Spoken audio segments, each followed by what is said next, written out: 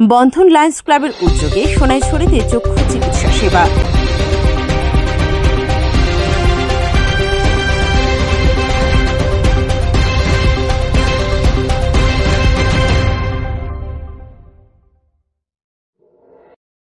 Lions international জেলা ৩১৫B4 এর আওতাধীন লায়ন্স ক্লাব অফ চিটাগং বন্ধনের আয়োজনে প্রাক্তন জেলা গভর্নর লায়ন মোহাম্মদ আসলাম চৌধুরী FCA PMJF এর উদ্যোগে রাজনীতিবিদ ও সমাজসেবক মোহাম্মদ রবিউল হকের সার্বিক সহযোগিতায় সীতাকুণ্ডের সোনাইছড়ি ইউনিয়ন পরিষদ প্রাঙ্গণে বিনামূল্যে চক্ষু চিকিৎসা সেবা অনুষ্ঠিত হয়।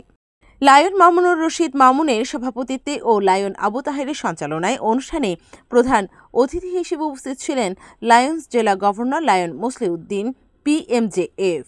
বিশেষ অতিথি হিসেবে ছিলেন প্রথম ভাইস জেলা governor lion Kamruzzaman Liton MJF, cabinet secretary lion Abu Morshed, cabinet treasurer lion Gazi Mohammad Shahidullah.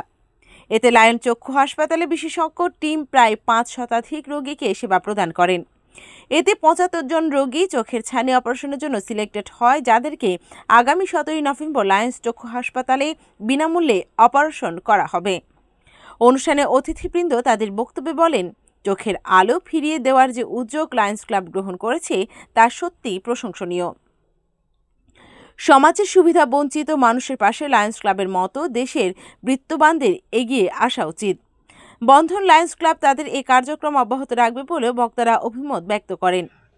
এতে অন্যান্যদের মধ্যে উপস্থিত ছিলেন লায়ন তারেক কামাল, লায়ন মোহাম্মদ আলাউদ্দিন, সোনাইছড়ি ইউনিয়নের সাবেক chairman Nuruddin, Mohammad Jahangir, Nazimuddoula, Lion Mohammad Parvez, Korban Ali Shahed, Moinuddin Mintu, Leo জেলা সহসভাপতি Sifatul Islam Sami, treasurer Hossain Mohammad Imran Nixon, joint secretary Muntasir Alam, Iftekhar Ahmed Jewel, advocate Zia সহ প্রমুখ।